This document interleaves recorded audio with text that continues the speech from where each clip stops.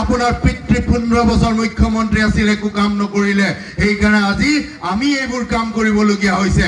সেইকাৰণে মই কৈছো যে অন্তত আপুনি এইবোৰ চিন্তা বাদ দিয়ক। আপোনাৰ যি পত্নী তেওঁ এতিয়াও বিদেশী নাগৰিকত্ব লৈ আছে, আপোনাৰ সন্তান দুটিও বিদেশী নাগৰিক লৈ আছে, তেতিয়াহ'লে আপুনি এইখন দেশৰ কথা আপুনি কেনেকৈ চিন্তা কৰিব?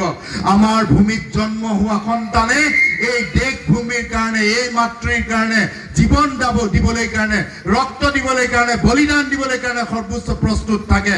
আপুনিতো বিদেশৰ, আপোনাৰ পত্নী বিদেশী, তেখেতক আপুনি এতিয়াও এই ভাৰতীয় নাগৰিকত্ব দিবলৈ কাৰণে আপুনি সক্ষম হোৱা নাই। তেতিয়াহ'লে আপুনি নিজৰ পৰিয়ালটোকে আপুনি চলাব পৰা নাই, আপুনি কেনেকৈ অসমখনক চলাব পাৰিব?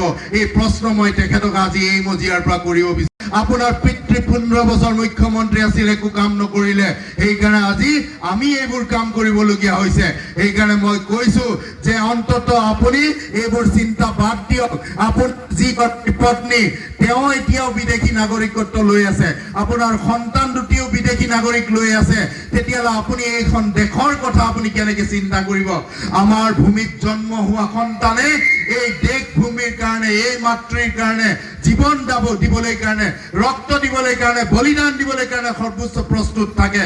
আপুনিতো বিদেশৰ, আপোনাৰ পত্নী বিদেশী, তেখেতক আপুনি এতিয়াও এই ভাৰতীয় নাগৰিকত্ব দিবলৈ কাৰণে আপুনি সক্ষম হোৱা নাই। তেতিয়াহ'লে আপুনি নিজৰ পৰিয়ালটোকে আপুনি চলাব পৰা নাই, আপুনি কেনেকৈ অসমখনক চলাব পাৰিব?